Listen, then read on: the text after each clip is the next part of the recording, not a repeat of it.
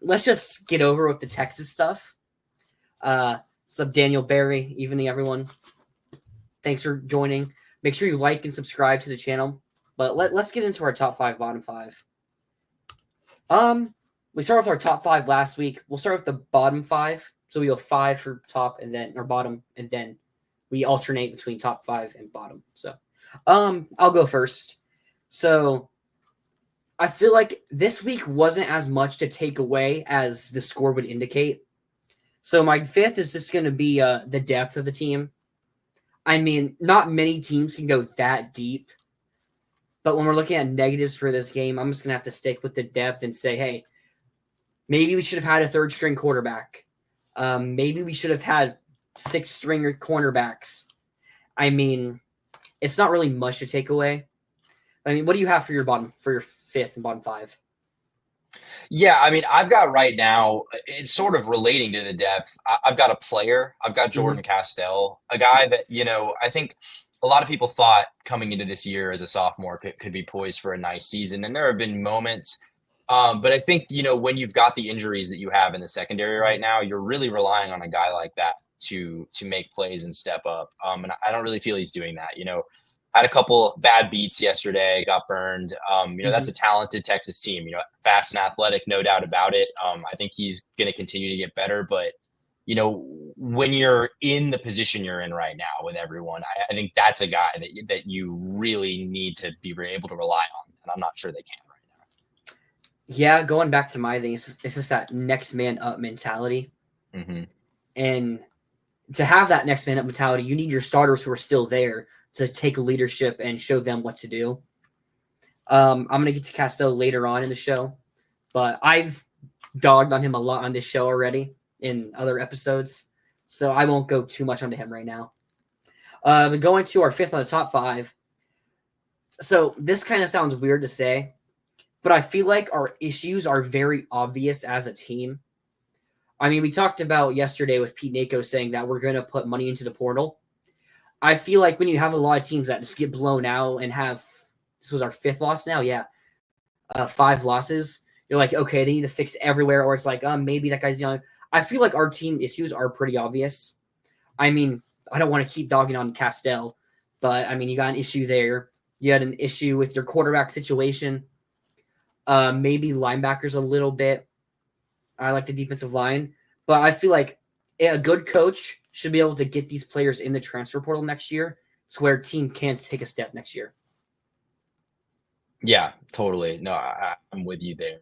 And for my next point, in bottom 5, I got another player. It's kind of an obvious top 5. Okay, understood. Okay. So next in my top 5, I've got Miles Graham. A young guy, a freshman linebacker, obviously a legacy here.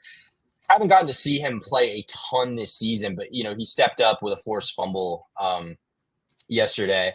Yep. And I think it's just hard to find a lot of positives here when you look at this defense, especially with the way that it played yesterday. But I think if you're trying to find something, it's the fact that as things stand right now, Billy's sticking around, so you would expect that a lot of these young guys will too. And he's a guy that I thought stepped up and made some nice plays. Absolutely did. I'll be talking about him actually later in my top 5. But so next, number 4 in my bottom 5. So I have it listed as punted. I feel like going into this game, Billy kind of just set this game aside. He knew that we probably weren't going to win this game, and that sat DJ Lagway. Now that's a smart decision probably for his future. But I feel like throughout the rest of the game, we didn't really do anything fancy. Kind of just did simple runs, simple passes, which, you see from his offense a lot, but still, maybe if he's really trying to win this game, he'll come up with something creative. We also saw we get to the 5-yard line, we're already down 2 scores. I mean, when you're playing a top 5 team, you probably need to be a little bit more aggressive. Maybe not go for it, but before those plays on the goal line, you try to create something that's going to be able to get you into the end zone. That was actually a 4th and 2 from the goal line, wasn't it? So maybe you do go for it there. So I feel like just going into the game that they kind of just accepted that they were going to lose and that the situation was dire and there wasn't really anything they could do. Yeah, no, I agree. I think, kicking trying to kick early in the game, which is something I'll talk about a little bit later Hmm. in mine. But I think when you're already falling behind, and the way that they pretty much played to keep the no shutout streak intact, I think that kind of speaks for itself. Hmm. So what do you have next on your number 4 and your bottom 5? Yeah, I got I wrote this down as a player, but I want to make it a little more broad because it's not fair. I think I got Aiden Warner, and it's really Hmm. not even about Aiden Warner. Yeah. It's more about really about Billy Napier and the fact that this is the situation you're in at quarterbacks in when it comes to quarterbacks in year 3. Like I Hmm. understand the injuries, like that's bad luck. It's not going to happen most of the time. But Graham Mertz, we knew had some injury, history. We knew that was a True. potential concern coming into the season. And DJ Lagway ultimately was ready. It turned out. I don't think that was a given. Like, I don't No. think you could have assumed that true freshman DJ Lagway coming into the year would be ready to do what he's had to do if it came down to it. And ultimately, you brought in Aiden Warner, a walk-on transfer from Yale, who had no playing time at Yale, and you bring in Clay Millen, who had semi-decent playing time at Colorado State. Well, we've seen what Aiden Warner is. It's not good enough. And we haven't even seen Clay Millen. I have no idea what the deal is there. I mean, if we didn't see him during that yesterday, I don't see why you would see him at any point down Hmm. the stretch here if Lagway's not able to go. So, yeah, I think my biggest concern is just the fact that you are 2 injuries away from just not having viable quarterback play whatsoever. Absolutely. I mean, I get to Warner later on, so I don't want to talk on it too much. So I'm gonna go to number 4 on my top 5. So you talked about Miles Graham. So I just have like the young players in general, the freshmen Mm-hmm. mostly, and maybe some sophomores you throw in there. But Jaden Ball, Jacoby Jackson, they're both in their first and second year respectively. They're stepping up. They ran for over 200 yards combined on Texas, which may just be Texas. The game's already over. But how often do you see a team run for 200 yards in a game where they get blown out? It doesn't feel like something you see that often. Right guard Bryce Levette, he's in his second year.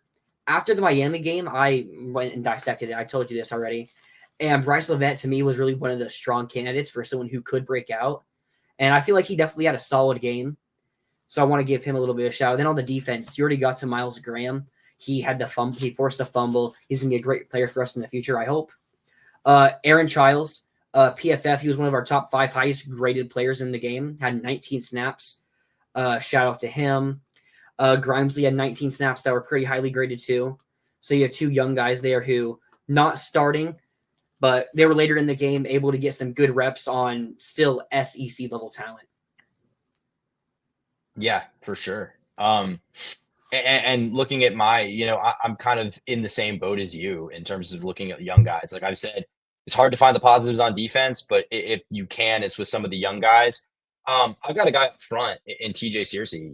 Not a lot of pass rush against Quinn Ewers on this day, but he got the one. He got to him the one time, the one sack of the day for the Gators. So, that's something I think you like to see. Just again, guys that assuming Billy sticks around, you're going to be really relying on in the next year. I think it's nice to see that those guys are continuing to play hard, even with the way things are going.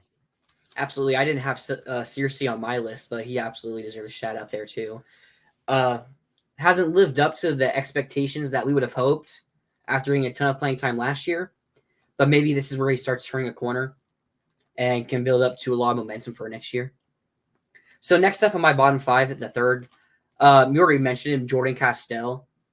I mean, we already talked about him needing to step up and show leadership to these younger guys, and he's just getting lost out there. He's not that physical of a safety. I mean, when you look at college football, you need a physical safety. I mean, you had Asa Turner get hurt in the first game of the season, and I assume he's out for an injury for the rest of the year. I'll get to him later, actually. But you really need to see it from Castell, especially he showed so much promise early as a freshman. I gave him a little bit of a pass for struggling later on in the year based on him not being ready for the SEC with his body. But at this point, you have to be ready. And I hate dogging on him so much, but it's just the bottom 5. It's just the truth. Yeah. I mean, I won't, repeat myself too much here. I already kind of said my piece about Castell, but 100% agree. Mm-hmm. For me, next up in the bottom 5, I've got the kicking game. Hasn't been a serious problem this season. I think Trey Smack is, has had some really timely misses throughout his Absolutely. career, like really unfortunate timing, but I still think he's a pretty reliable kicker in terms of distance and consistency. Had a miss early in this game where probably wasn't going to make a difference, but like, man, as bad as things started early, you finally got something going, you get down the field and you have the chance to at least get on the board and grab some momentum, and you don't do it. And that really, I think, when he missed that kick, a short kick under 35, I believe, was just kind of, to me, felt like oh, this is going to be bad, Yeah, I believe it was a 22-yard field goal. Maybe that. But you also, if you make that field goal, maybe that next drive where you have a little bit of a drive where you get sacked out of field goal range, maybe you play a little safer because 14-6 is a one-score game. But yeah, he missed. Talk about timely misses last year against Arkansas in overtime, or to win it, not in overtime. Yeah, but missed that field goal to win it against Arkansas, which resulted in probably Billy's second worst loss. Maybe Vandy the year before was his worst loss. But yeah, Smack just had some untimely misses as a pretty decent kicker. Yeah. So going to number 3 on my top 5. So I talked about earlier how we kind of just punted this game. I'm going to give it to the play calling. I feel like we were calling plays that if you had Lagway in there would probably be working. There were a couple missed throws from Warner where if you have Lagway, he probably makes those throws. Or if you have the athleticism of someone like Lagway, they can make it. And you add him to the run game as well. Maybe you have a bit more success early on. Even though you did have good success early on, you had good enough to where you can excuse the bad QB play. Yeah, no, 100%. I think, again, Aiden Warner is just so limited. I will have my criticisms about Billy as a play caller, and I think they do need to bring in an offensive coordinator, assuming he's sticking around for 2025. But I think it really down the stretch this season has not been among the primary issues for the Gators. The play calling. So I agree there. In my top 5, next to my top 5, you talked about the youth in the secondary. I've got a guy in Aaron Gates who I think is really starting to come on. Led the team with 8 tackles on Saturday. And I know it's not always what you want to see when someone in the secondary is leading you in tackles. That usually means guys are getting to the second level, so that's not great. But hey, he's getting there, putting himself in position to make plays.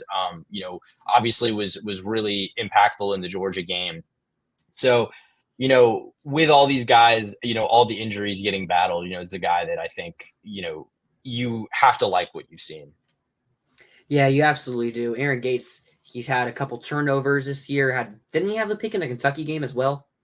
I believe so. Yeah. So back-to-back games with picks. Led the team in tackles this year.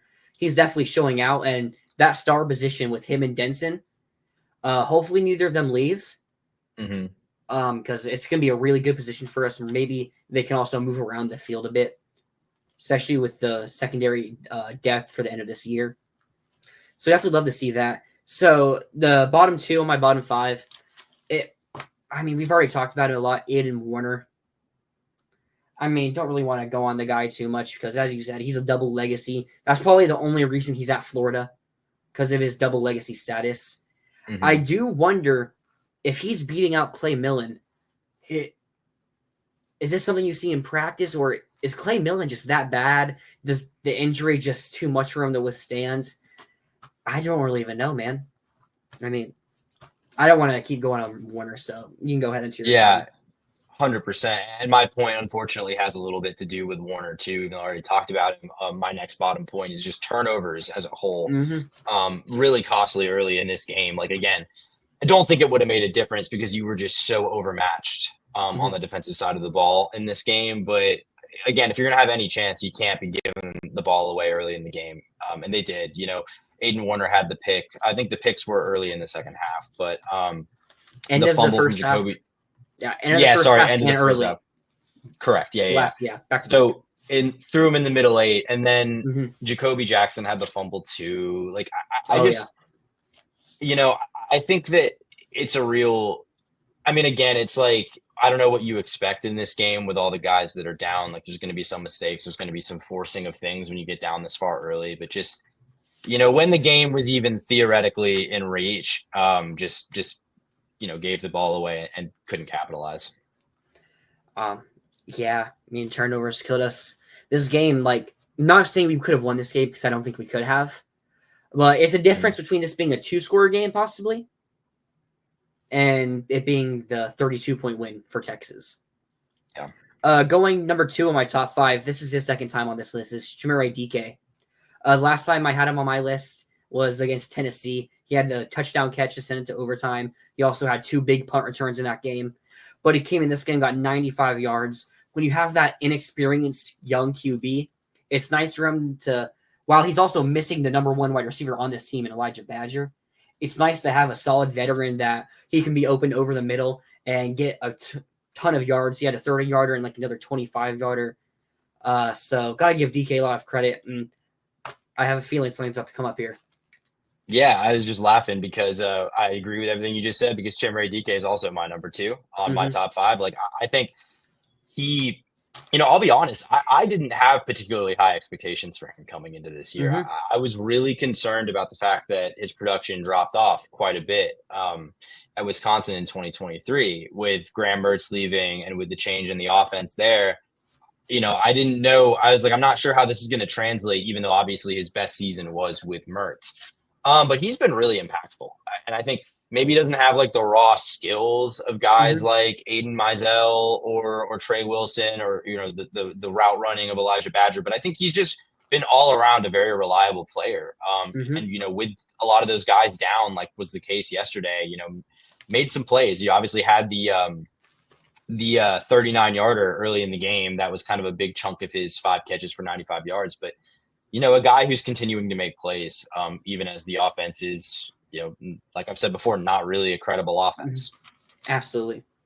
He deserves all the credit. I could see him making a career in the NFL as like a wide receiver 4 on a team, to where maybe if you have someone hurt, he gets a start or something like that. It just he seems like a very solid wide receiver who's not going to lose you anything. Yeah, but, no, totally. Getting to the bottom 5, so number 1 on the bottom 5, it goes along with the depth earlier. I feel like this is the biggest problem from this game was the DB room. Colin Costello earlier. Cormani McClain, I'm not going to say he alone gave up 2 touchdowns, but 2 of their first 3 touchdowns were on plays where he should have been the one to make the stop. He got beat on a route from the receiver that resulted in a pretty easy throw and catch for Quinn Ewers to Golden, maybe? I can't remember who it was. And then there was also the screenplay to Wisner to where his small frame just doesn't allow him to beat his one-on-one blocker and make this tackle. Jameer Grimesley, he came off a season-ending injury as a senior in high school. So having him play in the SEC this early on against maybe the best unit of wide receivers we faced all year, just not a good look for him. I'm going to give these guys a chance to develop still, but they decided to go number 1 in the bottom 5. Yeah, I mean, and not to be redundant here, but that's where they are for me too. I mean, look, you gave up almost 350 yards and 5 touchdowns to Quinn Ewers. This was an awful performance. And, I've seen a lot of people say, like, look, what do you expect to happen when all those guys are hurt? And, like, I get it. I understand that. I still think you can hold Billy accountable for the fact that this is what the depth looks like in year 3. Absolutely. Injuries happen every year. You got to deal with it. Everyone's dealing with it. But, most teams don't become sub-power conference level teams when they have top-level starters get hurt, and I think that's just unacceptable at this point, even with the comical amount of injuries there have been. Well, I will say, I was looking through, usually for defenses for the past maybe 5-6 years, the standard you want to set kind of is like Georgia. You want to look to see how they're doing things. That's like the high you can be. I was looking at Georgia's corner room depth chart. Their cornerbacks 3, 4, and 5 are all true freshmen. So is this going along with the set that we've seen of college football players, just the transfer portal, just ruining teams' depth? And if you get these injuries, you could just be screwed. It's possible, but maybe not. So going on number 1 of my top 5, I got to give it to the run game. I mean, they ran for over 200 yards this game. Georgia, the run game looked really good. I mean, especially when Lagway was in, I really liked their run game against Georgia. And then even with him out, they still got a couple of good drives, where there was no other worry. Kind of the same in this game. They had 2 good drives early on with Warner in, and it didn't result in much or anything at all, actually. But then in the second half, maybe the backups were in for Texas, but we also had some backup offensive linemen in. So I got to give the 2 running backs and the run blocking a lot of credit. Yeah, and we continue to be in lockstep with these. Like, look, pretty straightforward game to evaluate. Not a lot of positives, quite a few negatives. But yeah, I mean, I'm with you. Like I talked about it on our show last night, but like Texas knew what you were going to try to do in this game. You know, there was no doubt. You know, whatever the even if the Lagway stuff was trying to throw them for a loop, I don't think it really. You know, I don't think they were anticipating seeing DJ Lagway in this game. And in spite of that, you know, knowing how one-dimensional Florida was going to be, you still had success. You still had Jacoby Jackson and Jaden Ball ripping off carries and depth in the running back room too. You know, young guys with Montrell out. Like, I think you got to really like what you see. And I mean, say what you will about Billy Napier, but he can deliver a productive run game for the most part. That's pretty true across the board. That's something I didn't even mention since the Tennessee game. I feel like our running back room, like our running game, has looked really good, although too, like stat-wise, I guess stat-wise it was good, but Georgia, interesting. We don't even have Montrell Johnson, who I would still say is the best running back on this team. Although Ball and Jackson, there's fans who see their explosiveness that maybe are like, oh, we should start them. But then go look at that Tennessee game where their defensive line might be better than both Georgia and Texas. Montrell was the only one who got anything going, and he actually had a really good game against them. So give Montrell a ton of credit there.